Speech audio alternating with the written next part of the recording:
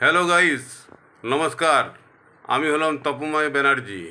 আজকের ভিডিও আমার পনিরের তরকারির সাথে রুটি, সেটাকে দেখাবো আপনাদেরকে কীভাবে বানাই আমি।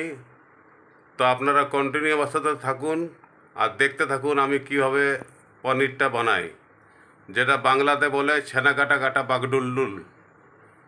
পনিরের বাংলা তো জানি না, সে বাংলায় বলছি ছেনা কাটা কাটা বাগডুলডুল। এইখানে গৌরবের মা এই পনিরটাকে পিস পিস করে কাটছে ছুরি দিয়ে।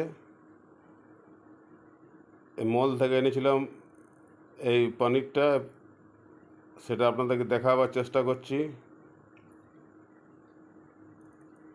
আস্তে আস্তে করে কাটছে, ছোট ছোট করে সাইজ হিসাবে।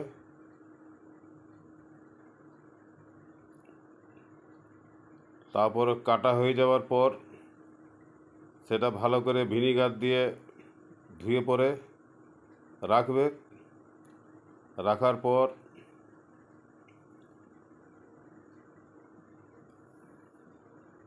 এই যে গৌরবের মা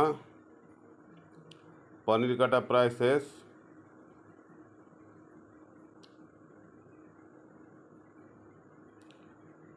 তারপর দেখা যাক কীভাবে কী করছে।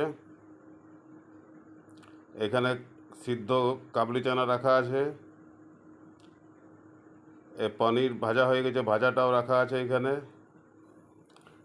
আপনাদেরকে দেখাচ্ছি আমি আমার বাড়িতে কীভাবে কেমন করে বানাই আমি এই আজকের তরকারি পনির, মানে যেটা বাংলায় আমি বলছি ছেনা কাটা কাটা বাগডুলডুল।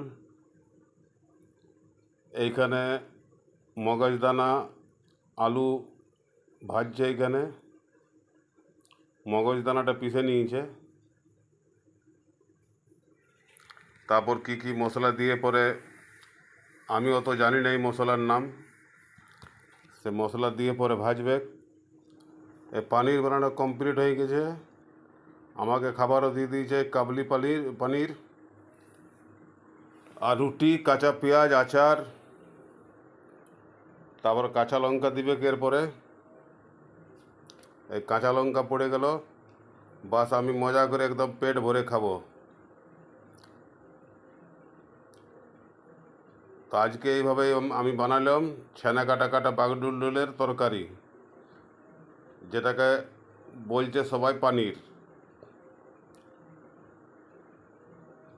Thank you.